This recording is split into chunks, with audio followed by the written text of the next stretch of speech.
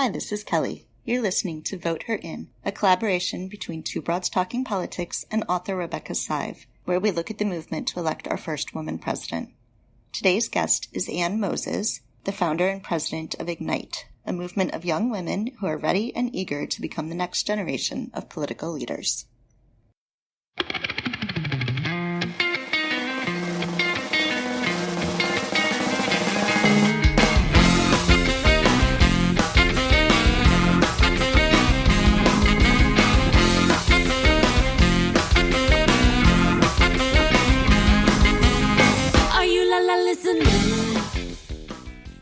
Hey everyone, this is Kelly, and this is Vote Her In, a collaboration between Two Broads Talking Politics and author Rebecca Sive.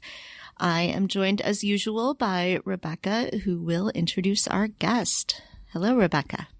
Hi, Kelly, and hi, Ann. Our guest today, I'm thrilled to tell everybody, is Ann Moses, the founder of Ignite, which is, as probably some of you know, an amazing organization and shows us a really, I think, bright path to the future. So we thought we would talk with Ann today, and in light of everything that's going on and the need for more and more women to get involved, we thought perhaps she would be inspirational for you as well.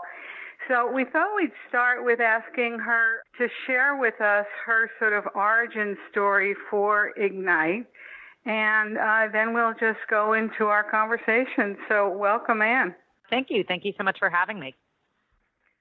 So, yeah, tell us about what made you kind of get going and keep on this path as steadfastly as you have. Well, I would say going way, way back, I kind of hearken back to 1992 when I was the age of many of our Ignite women. I was fresh out of college and I was trying to figure out what to do with my life. At the time, I was applying to grad school, and I was spending a lot of time at home by day because I was working at night. And what was happening then was that Anita Hill was being questioned on live television by the Senate Judiciary Committee about her experience having worked with Clarence Thomas, then Supreme Court nominee Clarence Thomas. And it was pretty clear to me at the time that women don't lie about this stuff. And, you know, it seemed so obvious to me that, this candidate for Supreme Court is going to go down. You know, who wouldn't believe this, even though the questioning of her was, pretty unpleasant. And then, I was super shocked to watch with many American women as the vote went in. And, in fact, he was confirmed to the Supreme Court. And it was obvious that either the men didn't believe her or didn't really care one way or another. There was, very few women on the Senate at that point, and no women on the Senate Judiciary Committee. And, I remember calling my mom then and saying, I can't believe this. Can you believe this? And she said, yeah, of course I can believe this. And so we have women in power. Our rights are going to be functionally meaningless. I would like to say it was from there a straight shot into starting Ignite. That is not how careers go. But fast forward many, many years, I had been working for a long time in the academic and social service sector. And it just felt to me like many of the social problems we were trying to solve one way or another really were better solved by policy than social work. And that the best way to do that was to get women into elected office. At that point, I then went and took a job working for Emily's List. Following that, an organization called Emerge America. And in the context of those particular positions, it just became clear to me that it was impossible then to get women to run, right? And, Emily's List, of course, was funding federal female candidates. And once once the candidates were at that level, money was part of the answer for sure. But it was almost impossible to get women to even raise their hands to run. And again, this is a time before 2016. And it just became very clear to me that we weren't getting to women young enough, building their political ambition at an age and developmental stage when they were actually looking at their career aspirations and saying, not keeping the fact that maybe they were interested in public service as a great state secret, and then going into some other career and then discovering at 40 when they were encumbered with children and older folks that they wanted to do it, but it was just too hard at that point. Normalizing political ambition for women. Too many women at that age were keeping it a great secret that they maybe did want to run for office, and then that helped keep them out of it. and just training young women how to do it. So that's why I started Ignite, was to get to women when they were at a phase in their lives where they were looking at what they wanted to do and giving them the empowerment and the tools to do it right away instead of delaying. I wish you'd been around when I was at that age. You have no idea how many people I've heard say that. Yes. I wish I'd been around when I was at that age too. Yeah. Yeah, I've heard that so much. And what would you have said to Kelly if, say, you all had met up at that, or to yourself at that age? What is it that you say to sort of normalize the idea of political ambition? Well, I would say it's partially it's what we say, and partially it's sort of showing young women that they're not alone in it. And so I'll talk about that first. So one of the ways Ignite works is we have college chapters and on campuses all over the country, and these are clubs basically of politically ambitious young women. And we had all kinds of curricular and activities they do, but when a student wants to start a college chapter, she can grab at our toolkit that helps you do that online, which also has all our kind of branded marketing materials and whatnot for social. And so one of our young women, this was years ago, when one of our alumni now was starting the chapter at UC Davis, which was frankly one of our earliest chapters nationally. She found us online and she said, I want to do this. And she posted she was honest with herself that political leadership was something she wanted to pursue, although she felt very timid about it. And she posted on, the then UC Davis Facebook group about, hey, we're going to have our first meeting to see if anyone is interested in this. This is what Ignite's about on this day in this room at this time. And she shows up at the appointed time and in the appointed room, and there are 60 other young women, none of whom know each other, in the room.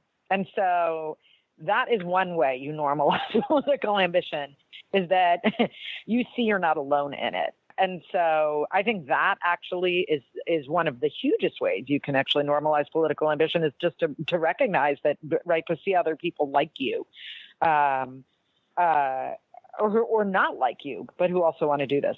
Once we're in those rooms, we call that out, but we also do a lot of training on what is your personal call to service.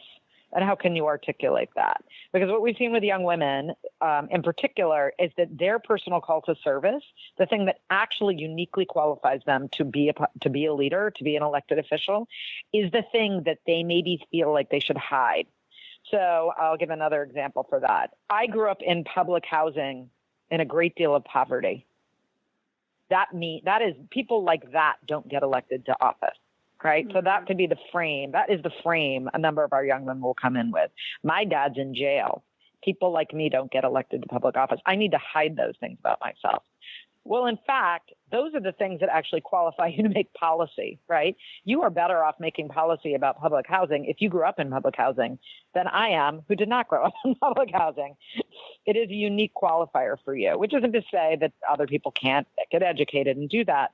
But their very lights, the things that make them qualified are the things they were trying to hide under a bushel. And we, help them reframe that so that it comes out. And then they suddenly start to see that what they perceived as their weaknesses are in fact their greatest assets. And it's those kind of simple, just mental framework shifts that really make a difference. That, and then seeing the fact that, oh my God, I'm one of many. I am not really alone in political ambition. There are actually loads of me. They're all over this campus. And then once those college chapters get going, or likewise in our high school programs, these young women are in rooms with each other. It just changes everything, right? They begin to see themselves as part of a larger movement.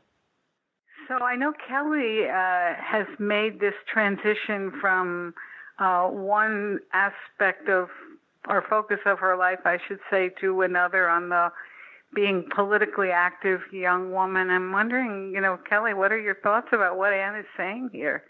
Yeah, no, I think it's so important. I was certainly one of those kind of young women who thought politics sounds really great. I'm going to go into it, and then just never sort of had the tools to figure that out, that next piece out and just sort of left that behind. And, now I'm one of those, women in their 40s with kids and a lot of other things standing in the way. And, it would have been nice to start earlier.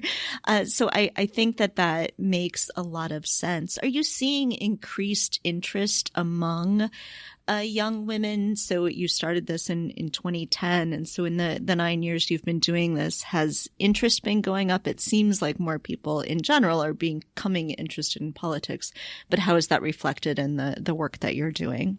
Oh, yeah. I mean, since 2016, it's been a deluge, right? So, so after 2016, there was kind of a lull, just to remind everyone what happened then. There was kind of a lull right after the election where people, I think, were kind of licking their wounds and figuring out what did this mean.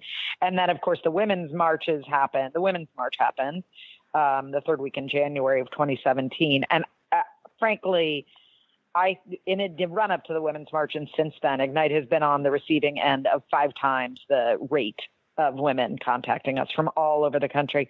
And, I know there was a lot of press around that right after in 2017 about, oh my God, 60,000 people signed up for Emily's list and so on. But I think what I've heard anecdotally from my colleagues who are in all these organizations that reported that surge is that it was kind of a one time, like for a period of a few months, and then it stopped. And for us, it has not stopped. It has continued and continued and continued all over the country, every day, constantly. And so I think the election of 2016 and then frankly, what happened in the months that ensued really did a couple of things to young women. One is that I feel like for young women, women historically have felt less qualified to run for office than men anyway. And for young women, you feel less qualified because you are not yet, in fact, right? You're young, you haven't finished your education and had a full career. But I also think the notion of what qualified means shifted after 2016. And I have said this, and I'll say, I always give this qualifier. I in no way mean for this to be construed as a partisan statement, but we did elect our current president has the least qualifications to hold this office of any person we've ever elected to this office before. First of all, in terms of traditional qualifications for any kind of elected office, right? No history of public service and whatnot. And so I think it lowered the bar in terms of like behavior and how he comports himself, right? I think it lowered the bar in terms of what we think of as like, what does it mean to be qualified to run for office and to hold office? What does it mean to be qualified, interpersonally to hold these offices? And so I think it lowered the bar. And then I think what happened is young women got out on the streets at that first Women's March. And then, soon thereafter, during March for Our Lives and all the marches that ensued. And if they never asked themselves the question, well, who will vote for me? Well, the answer was right there. And so I think it just took the lid off for young women. And the lid has remained off. And we are constantly, we get calls and emails and texts and tweets all day, every day. How do you, Anne, I mean, to me, your point about the president having no qualifications or the right temperament or beliefs, I can say that and be totally partisan. It's sort of a double-edged sword in the sense that, we do, most of us want people who are well-qualified, well-schooled, have had some public service experience, and yet there is this problem or this challenge for women, as you point out, which is that they still have the majority of home care and child care responsibilities and all of that. So how do you say to a young woman who's, early college age or just graduating, how do you say to her, well, gee whiz, I know you want to run for city council and it's a complicated job. And, here's how we're going to help you not only be psychologically prepared, but sort of intellectually prepared. So what what we do at Ignite is, among other things, we train young women on the tactics. How do you run for office, right? Right. So what are the skills or, just the activities that you need to undertake in order to run for office? So there's that side of things. We do train on policy, but not so much what to think, but how to think. So to take the most pressing and, high stakes policy issue, which is reproductive rights, which is in fact, so one of the things that we do at Ignite is instead of saying, so when I say reproductive rights, most people will respond by thinking abortion. Well, in fact, that term, reproductive rights or women's health or all the different terms that we use to euphemize this have to do with about 10 issues.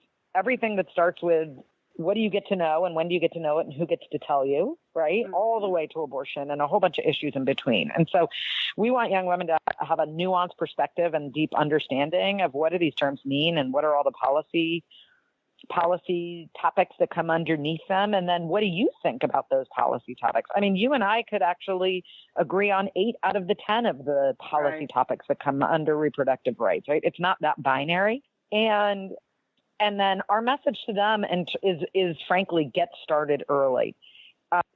Men are not holding themselves to the highest standard of what office they should run for, what skills they should they have, what experiences must they have, right? And while I would love it if every candidate was super qualified for everything, that's not always going to be the case. And I trust women to get there and study hard and learn what they need to know and do the job right. One of the fun things that happens at Ignite is every now and then if we'll do a how to run for office training on a college campus, some guys will show up. And when you go around the room and say, introduction, tell me your name and what office you want to run for, the women who are there knowing full well that it's a training on how to run for office will say their name and list their accolades, and all the incredible things they're doing, and then sort of hem and haw and say, well, I'm thinking I might want to run for city council someday, And then John in the corner will be like, hey, I'm John. I'm an econ major and I want to be U.S. Senator. And you know what? I'm like, good on John, right? We're asking them to state an ambition. But I think that, it's always a great moment when the women realize they're killing themselves and holding themselves to this ridiculous standard. And Doofy John in the corner is perfectly happy to say he wants to be U.S. Senator with no apparent qualifications and the most average major in the country. So, I think I don't want to send the message that women must be personally qualified and have every policy proposal thought through before they even, run for a part-time, low-paid municipal position. When you mentioned I want to run for senator, just a quick story there for you and our listeners. Debbie Stabenow, the senior senator from Michigan, who's in her she's almost 70 now. She started running in her mid-20s for the county commission and in Lansing, Michigan. And she tells this story, which I shared with people in my book, Every Day is Election Day, about just dive right in. And when I figured out that I'm paraphrasing Debbie here, she said, I really cared about the medical services for people who were under the care of county government. And she thought to herself, I can figure this out. I can go home tonight and read every single thing I need to read, and whatever I haven't read tomorrow. And sure enough, that's what she's done for 45 years. That's exactly right. I mean, typically people run for office because they care about one thing that they see that they can impact in their local or, county government. And then they figure out the rest. So, and that's what we tell our young women, So you are here because you're really driven by the urge to fix this thing. But you'll come across other things and you'll get educated on those things and you'll do it in real time. It'll be fine. So one thing I think about a lot, I had always assumed I would have daughters and then I would raise them to be these, strong women and do things like run for office. And of course I had sons and I love my sons dearly. But, how do I, as someone who is not the mother of daughters, what are the kinds of things I should be doing to help encourage more young women to be thinking about running for office? Well, I would say you can start with your sons, actually. So I have one son and 2 daughters. I think, and even doing this work, I realized how much I wasn't doing with my daughters. So, and my son. I remember when Hillary Clinton was running for president the first time in 2007, and I took my kids up to the local farmers market, and someone I knew was canvassing for Hillary in the primary. And and was very strident about it, and my kids actually looked and they were like, there's never been a girl president. Right. And kids have this great sense of fairness, and also just, and a kind of the things that we've accepted as normal, they have not accepted as normal. They will fast. They will soon. That quickly became normalized. But originally they started with a sense of outrage, all three of them, right? That's messed up. Why hasn't there been a girl president, And so I think it's up to us to educate our sons about the fact that there is no gender parity. We're nowhere near it. The reasons why there isn't, and why does it matter? Because it's not just about fair and right, actually. It's about these moments where nuanced policy gets made because somebody has a different perspective. And the reason they have a different perspective is because they have a different life experience, right? And so those moments when, and I think that's the case with your daughters as well. Sexual assault, now my kids are older and they're on college campuses. And so sexual assault on college campus, which was when Senators Gillibrand and McCaskill put forth that legislation, right. It's not like it was a new thing. By the way, there was sexual assault on college campus when I was there too. We called it date rape back then, right? And that was considered a new thing. But it was not a new thing. And so, but the fact that someone made policy about it or tried to make policy about it was only because it was two women who'd had the experience, right? It was their experience. And in fact, men, very conservative men, came right on board for that legislation because they didn't like it either, right? It just had never occurred to them. It was something to legislate against because it had never occurred to them it was happening, right? Because it wasn't their experience. So I think part of it is just,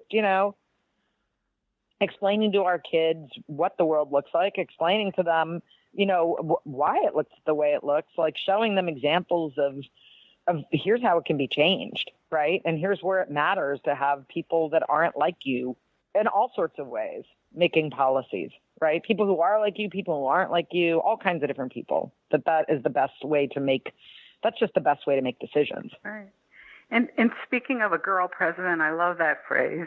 You and I and Kelly and lots of women have bonded over the idea of wouldn't it be great to elect our first girl president in 2020? And I'm wondering, yes. I know you've thought about this a lot, and of course I thank you for blurbing my book on the topic, but in terms of the Ignite work, do you find that that's a motivating idea or cause or mission in the current context? It's interesting. I mean, we just did all this research on Gen Z women and our women. So I think, frankly, so research bears this out, and I see it as well. I think, frankly, so Gen Z women are more liberal than any other generation. We just know that we know this from research.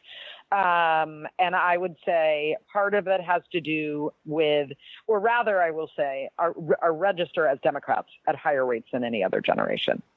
I think part of that has to do with the fact that we have a president now who is very far to the right of what the Republican Party used to be, right? And so, and the president becomes a de facto leader of the party, and so there's kind of a problem over there. And at the end of the day, what I see is that young people and young women in particular, who identify as liberal and or Democrat, are desperate, first and foremost, to get the president out. And that is that is the thing they care about most. I think that is the thing that most Democrats care about most. As for the identity politics around electing a woman for a woman's sake, not necessarily, actually. I have not seen that as much. I mean, Ignite women are different because we lead with this. But what I'm seeing from young women generally, and we just did a large study on Gen Z women nationally, is that it's less about identity politics. Party is most important first for people, much more than gender. So if you ask a Democratic woman, is she for a woman president or a Democratic president, and the Republican is a woman and the Democrat is not, they will vote Democrat first. That is the way our country's going with this hyperpartisanship. What we're seeing with our young women, and it's anecdotal, is that they would like a woman president, but They're more interested in the policy perspective than they are about the demographic characteristics of the candidate. So, for instance, we've had young women who are biracial, Black and Asian, and then in the same sentence will say, but don't expect me to vote for Kamala Harris because just because she shares my identity, I don't like her past policies on criminal justice reform, for instance, right? So I think it can't just be a female candidate on its face. It has to be a candidate who also espouses at least some of the issues and policies that these young women hold dear. I understand what you're saying, and there's, of course, lots of data on people are, increasingly, I'm a Democrat, I'm voting for a Democrat. If we say that, it is about the policies, and these women are pro-choice women, does that change the dynamic on the theory, for instance, that once they're in office, as you pointed out before, women bring a different perspective to governance and policy and therefore might do things that, for instance, a male pro-choice candidate might not? So the top 4 issues that young people care about are in this order: mass shootings and climate change, education and racial inequality. Those are the top 4 issues that young people care about. The bottom 4 issues that young people care about: infrastructure and investment, drug legalization, because frankly it's happening, right? LGBTQ rights, because frankly that's happening, and abortion. So now that's not to say that young women don't care about abortion and aren't pro-choice. They are in fact the most pro-choice generation. But those are not the issues driving them to pick candidates at the moment. Now, I think there's an enormous opportunity for the pro-choice movement to capitalize on what has recently happened. And there's a reason why abortion and abortion rights have not been high on the list of issues that young women cared about. It's because they've grown up in a world where this felt guaranteed, right? I mean, and so I actually think what's happened in the last 6 months has really slapped them around, and I think that it's going to start moving up to the top. But I also think there's an enormous, if choice is your issue, the pro-choice movement should be grabbing onto this and educating the next generation, because while they are pro-choice, they don't see it as a thing they need to necessarily fight for. It's different, right? So I don't think that is a motivator for young women right now. No, I think having a woman candidate for president is a bonus, but not if they're, not prioritizing policies to address mass shootings and climate change, which are the top 2 issues. Right. And so I'm sort of shocked when I watch the Democratic debates and all they do is yammer on about healthcare. I'm like, can someone move off this? Because this is not a motivating factor for young women or young people, right? Yeah. I mean, you forget young people, Gen Z, they're on their parents' healthcare thanks to Obamacare. They're either working, they're on school healthcare, or they're on their parents' healthcare. Healthcare is not a proximate issue for this generation. It will be, but it's just they've got bigger fish to fry right now. Yeah, I think one of the things about that, I'm guessing here, but is the fact that, people who are older and who are more concerned about health care and are underemployed, which happens to an awful lot of people by the age of 50, they vote in greater numbers than younger people, at least they have to date. So if you're looking to capture voters on the issue they care about, I mean, that's my guess as to a part of the for that.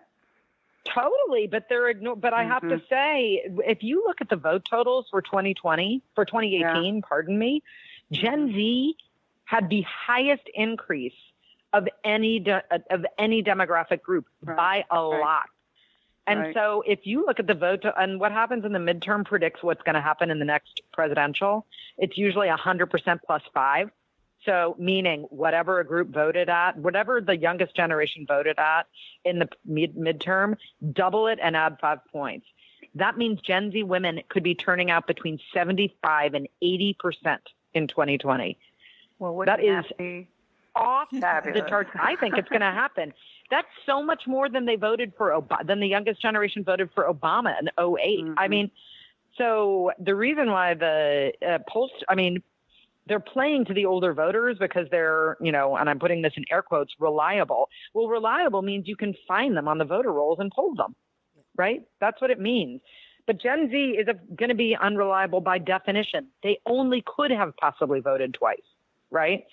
So they're not even showing up as reliable voters. You can't find them. They move all the time. That's what young people do. They change cell phone numbers and every time there's a new plan, right? They can't even port their number half the time. These people are unlocatable. And then we talk about the polls of these people who are my age and older as though they're dogma. And they didn't, let's put it this way. The polls didn't work out in 2016. What makes us think they're going to be so reliable in 2018? They're polling the same people. So I am of the mind that Gen Z women are going to turn out in massive numbers and actually turn the election. Well, Anne, I will say to you that this is the best news I've heard in weeks. Absolutely.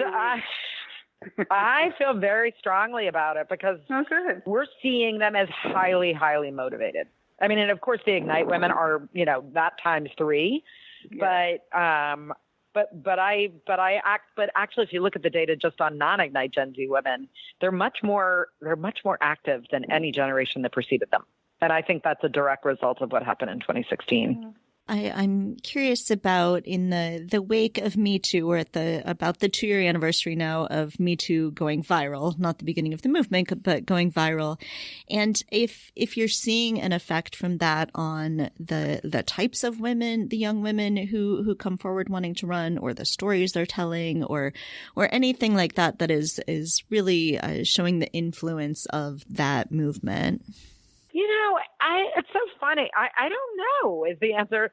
Like, it was so wrapped up in everything else that's been happening. It's really hard to tease it out. I mean, it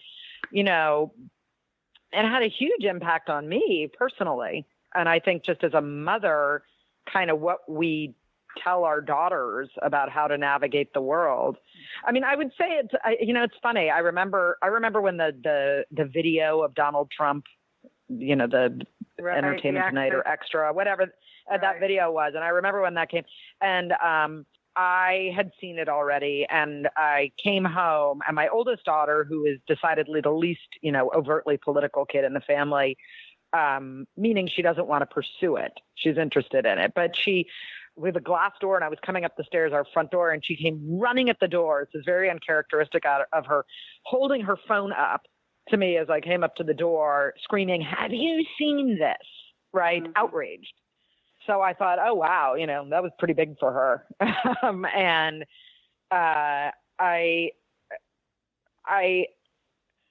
feel like I've had a lot of conversations with my own young women in the house and other young women of Ignite across the country. And, la plus ça change, la plus c'est la même chose. Like, you'd like to think things are getting better for teenagers and 20-something women. And I think it is slowly getting better, but I think mostly what is better is just an awareness of, we're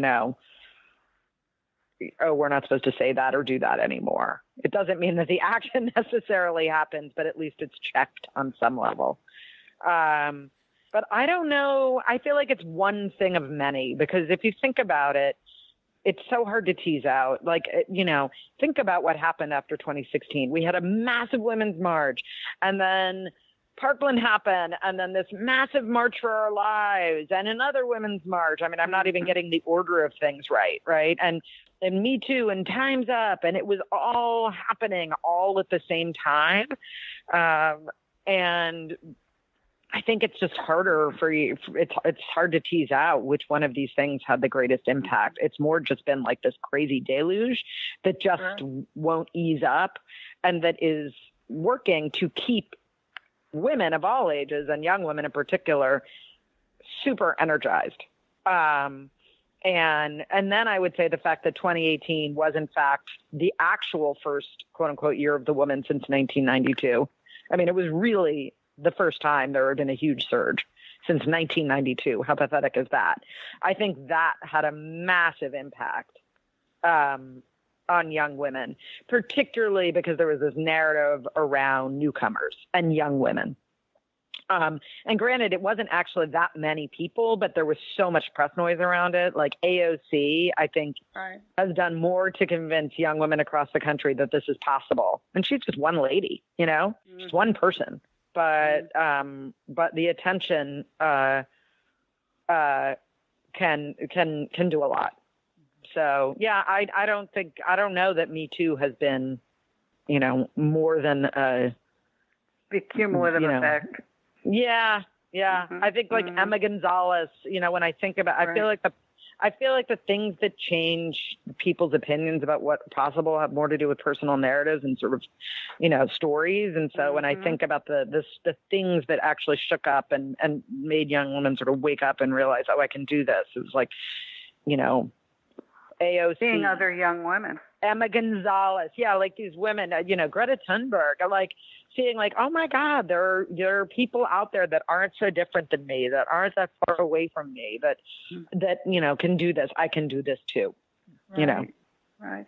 Well, speaking of I can do this too, and as you put it a moment ago, not easing up, and we have a wonderful audience of very motivated, mostly women listeners. If you would share with them the website and any other information you want them to have as they learn more about Ignite and get involved and tell their daughters. Sure. So our website is www.ignitenational.org. And in terms of a call to action, I would say if any of your listeners have daughters who are school age, meaning K through 12, we have curricula that's K through 5, 6 through 8, and 9 through 12 that is licensable on a sliding scale basis by schools and community-based organizations. If you go on the website, you can find that. It's pretty easy. There's a homepage, has all the buttons you could possibly need. If you have a daughter who's in college, she can go online and look and say, search quickly, is there a chapter at my college? And then if there is, she can quickly get connected to that chapter. If there isn't, she can start one. There's a quick button you can push to get a toolkit and get going. Anytime you go on our website and do any of these things, you'll get a follow-up the minute you sign up for anything. We do conferences in regions across the country, and young women and educators are welcome to join those to learn more about licensing, and young women just to get involved. And, I would invite you to talk to your kids about being political and joining our movement. Terrific. And thank you, Anne, so much. This was lively and interesting, and I feel energized as I always want to feel at the end of these conversations. Yes. Hopeful. There's hope. Yes. Terrific. Thank you. Thank you for listening to Two Broads Talking Politics, part of the Dimcast Podcast Network.